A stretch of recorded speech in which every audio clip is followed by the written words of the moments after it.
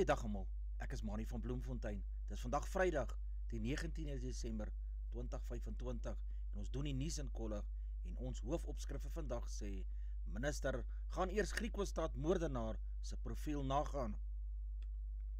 Nuushooftrekke vir vandag: SA en FSA se betrekkinge moet verbeter volgens COSATU.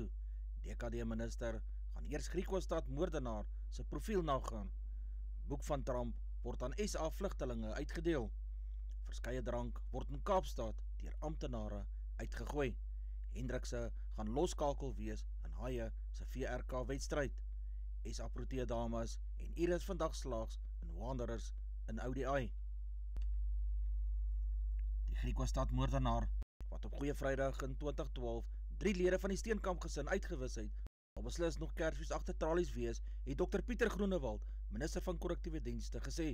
Groenewald, wat sy parool aan die koerante bevestig het, sê hy het reeds opdrag gegee om die 3-dubbele moordenaar sy profiel onder oë te kry, sodat hy oor moontlike hersiening van hierdie beslissing kan besin. Sodra ek sy profiel kry, sal ek 'n objektiewe, rasionele wyse besluit of ek gaan vra dat sy vrylating op parool op hersiening geneem moet word, het Groenewald by navraag aan die koerante gesê. Die oortreder is op 13 Augustus 2014 20 jaar tronkstraf opgelê weens die moord op die boer Dion Steenkamp wat 44 jaar oud was, sy vrou Christel wat 43 jaar was en hulle dogter Martella 14 jaar, asook die verkrachting van Martella. Die oortreder is met sy eerste verskyning van die paroolraad in Desember 2023 parool geweier. Die seun, voormalige leerling van Grey College in Bloemfontein, was net 15 jaar en 8 maande oud toe die gesinslede vermoor is. Die seun het eers vir Christel, wat by 'n tafel gesit en gewerk het, agter in die rug met 'n .357 revolver doodgeskiet. Daarna het hy vir Martella, wat by haar pa Dion op die rusbank gesit het, in die bors geskiet. Dion opgespring het, is hy ook in die bors geskiet. Martella se moord is destyds as oordadig bestempel. Sy is altesaam 4 keer raak geskiet. Die staat het aangevoer die motief vir die moorde was om die verkrachting van Martella, 'n leerling aan Hoër Meisieskool Oranje, weg te steek. Sy is volgens forensiese getuienis vermoedelik tussen 12 en 24 uur voor die moorde verkragt. Hy verduidelik in gevalle van minder as lewenslange tronkstraf het hy volgens wet net die mag om die beslissing om hersiening voor die DKD se Raad oor Korrektiewe Toesig en paroolhersiening te bring. 'n Onberuste bron het vroeër aan die koerante gesê die Griekwa-Stad moordenaar ontken na al die jare steeds dat hy die moorde gepleeg het. COSATU dring daarop aan dat die regering sy erg wankelende betrekkinge met die administrasie van president Donald Trump sal moet herstel. COSATU woordvoerder voer aan in 'n verdere verklaring dat die Suid-Afrikaanse handelsooreenkomste met Amerika moet voortgaan om maniere te vind om 'n tarief van 30% wat op Suid-Afrikaanse uitvoere na Amerika te verminder, veral op landbou en vervaardigingsprodukte. Die Trump-administrasie het nie die G20 leiersberaad in Johannesburg bygewoon nie, op grond van Donald Trump se ongegronde beweringe dat 'n volksmoord teen Afrikaners in die land gepleeg word. Dit word ten sterkste deur president Cyril Ramaphosa se administrasie ontken. Die betrekkinge tussen die twee lande het vroeër vanjaar erg begin versuur toe Trump uitvoerende bevel uitgereik het wat noodhulpgeld aan Suid-Afrika opgeskort het en vlugtelingstatus aan Afrikaners Amerika aangebied het weens Trump se beweringe oor volksmoorde. Amerika het Ebrahim Rasool daarna ook as Afrikaanse ambassadeur uit Washington geskop en 'n invoertarief van 30% op Suid-Afrikaanse produkte ingestel. Suid-Afrikaners wat as vlugteling in Amerika kom, kan moontlike biografie van president Donald Trump vir hulle kinders kry as deel van 'n verwelkomingspakket. Hierdie biografie van 89 bladsye, saamgestel vir kinders van 8 tot 12 jaar oud, beeld die Republikeinse president uit as 'n inspirerende figuur wie se lewe 'n meesterklas in vasberadenheid, veerkragtigheid en selfvertroue en groot drome is. Fred Cooper, wat deur Donald Trump as 'n adjunkt-assistent-sekretaris in 'n afdeling van Amerikaanse Departement van Gesondheid en Menslike Dienste aangestel is, het ook voorgestel dat 'n biografie van Andrew Jackson, die 7de Amerikaanse president, ook by hierdie boekie ingesluit moet word. Die e-pos sê nie wat die Amerikaanse regering vir die bibliografie sou betaal het nie. Op Amazon kos die Trump biografie sowat R400. Enkele dae voor Kaapstad se feestyd sy hoogtepunt bereik, het die metro reeds ontslaag geraak van 2800 liter alkohol waarop beslag gelê is. Volgens JP Smith, volgens die weggooi van die alkohol, deel van die metro se feestyd gereedheidsplan. Borgtof van R15.000 is Woensdag in die Landdroshof in Kaapstad toegestaan aan Bonnie Mtetwa wat 27 jaar oud is, die vermeende dronkbestuurder wat glo vir sheriff doodgery het. Smith sy alkoholgebruik in in openbare ruimtes is 'n ernstige kwessie in die feestyd en streng handhawing kan voorvalle van dronkbestuur, geweld en padongelukke verminder. Openbare drankgebruik hou ook regstreeks met veiligheid verband. As jy drink en bestuur, oortree jy nie net die wet nie, jy dobbel met onskuldige mense se lewens, het hy gesê. In die eerste 11 dae van Desember het die metro op 1800 eenhede alkohol beslag gelê.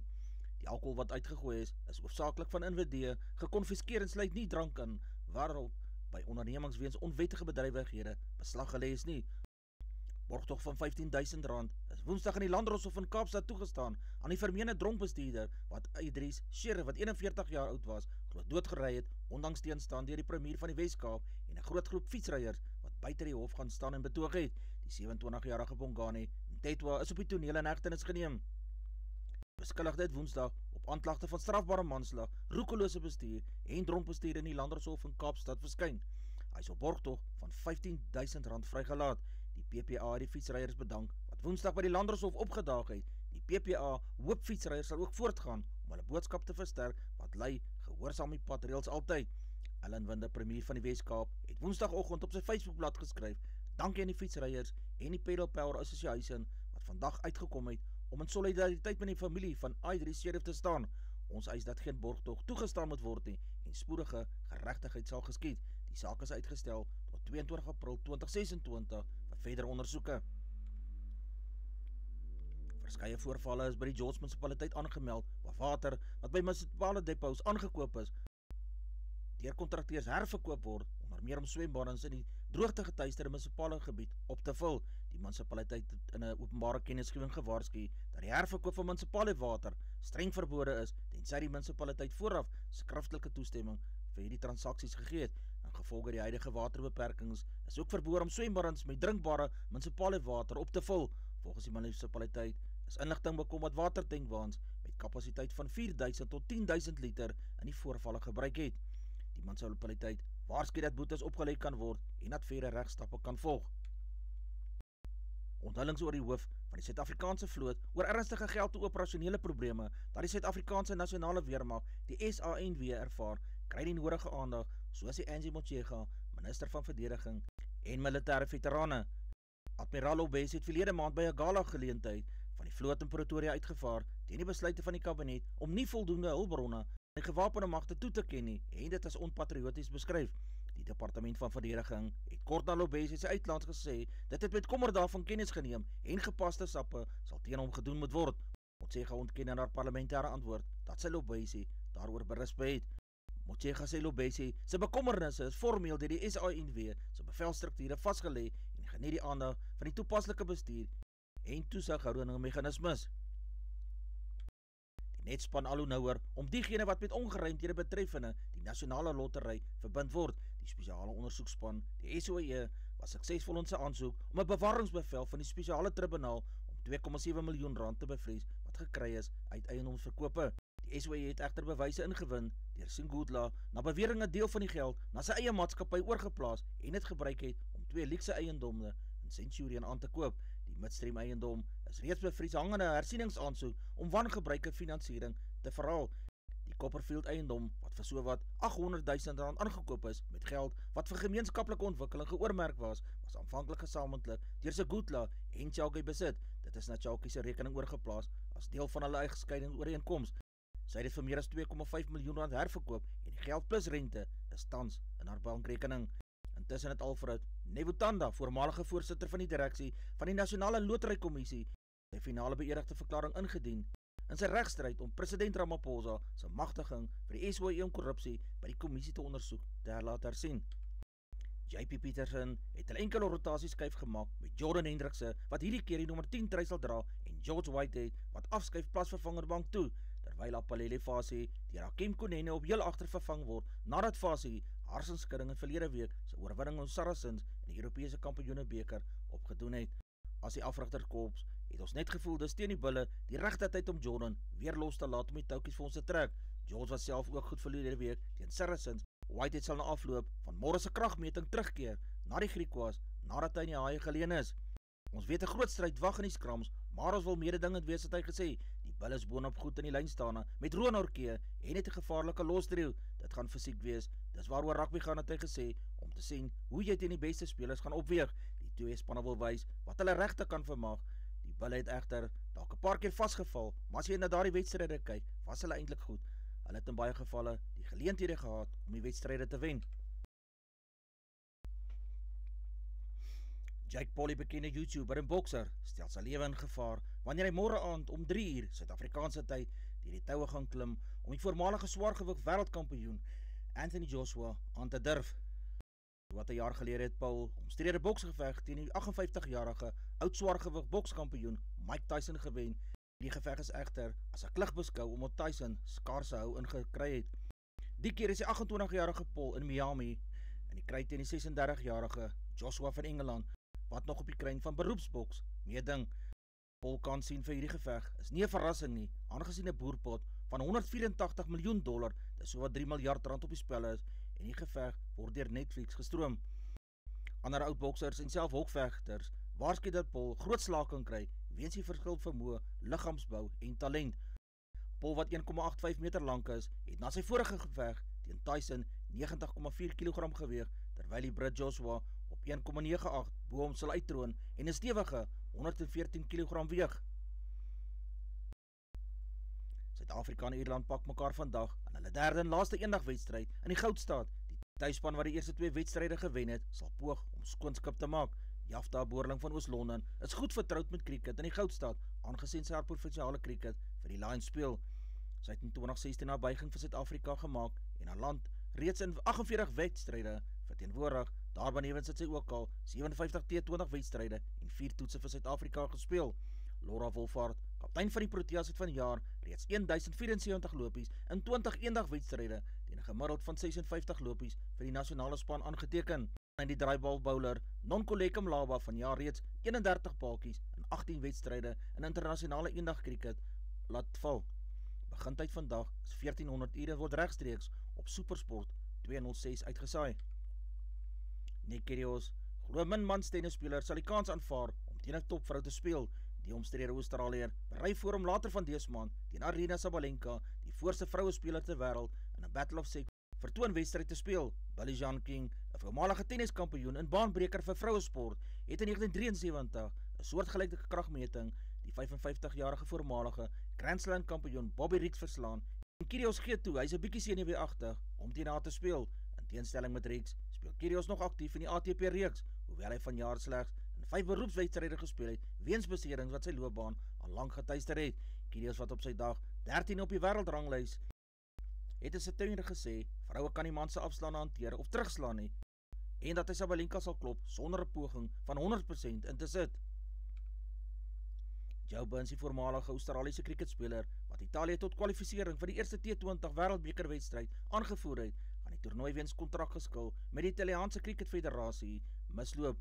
Burns was kaptein van die span wat in Julie via Europese kwalifikasiewedstryde vir die eerste keer 'n plek in die T20 wêreldbeker toernooi bespreek het, wat die land se buiging in die cricket sou speel in Indië en Sri Lanka vanaf 7 Februarie 2026 moontlik sal maak. Terselfdertyd het die interne, tegniese en organisatoriese asserings daartoe gelei dat Wayne Madsen as die mees geskikte keuse geïdentifiseer is om hierdie span te kan lei.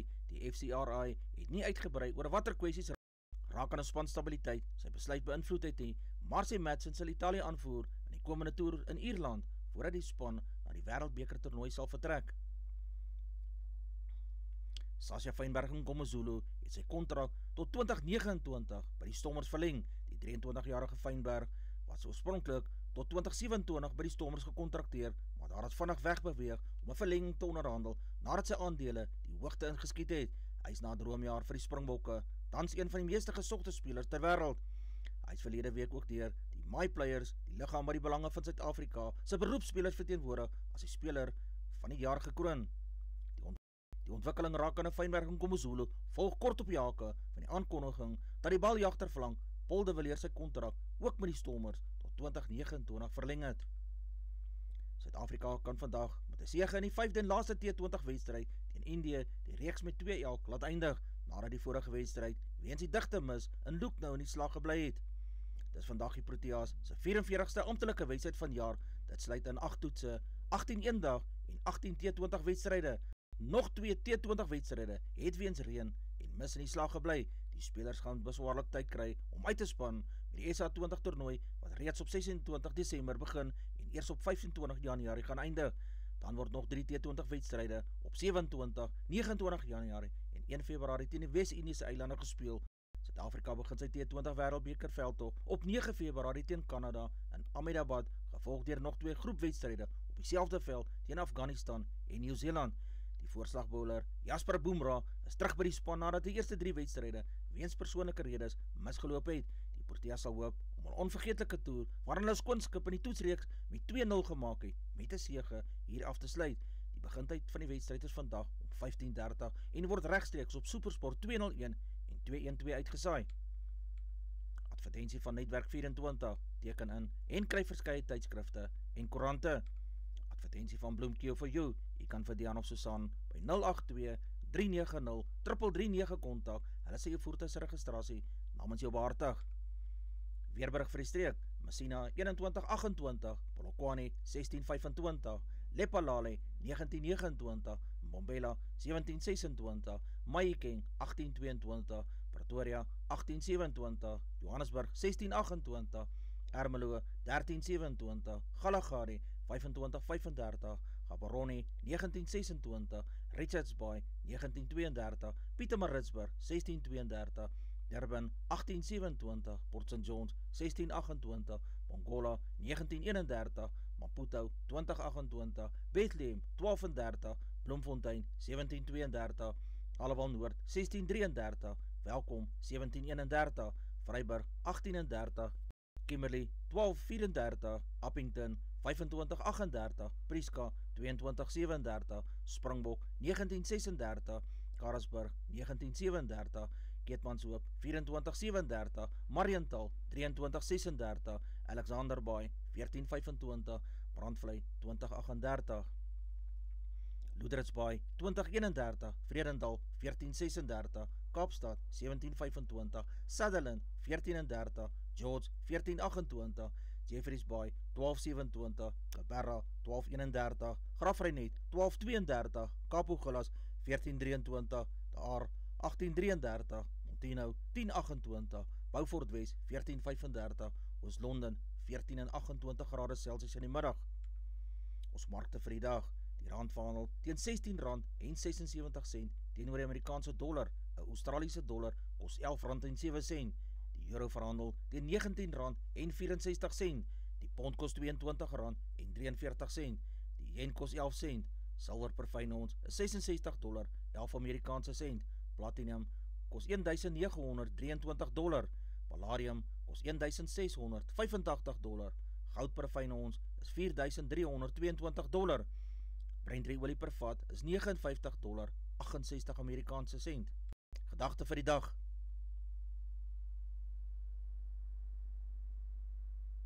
dis al vir vandag. Onthou om te like, deel met jou vriende en jou vriendinne en onthou om te subscribe op my kanaal. 'n Aangename dag en naweek word vir almal toegewens.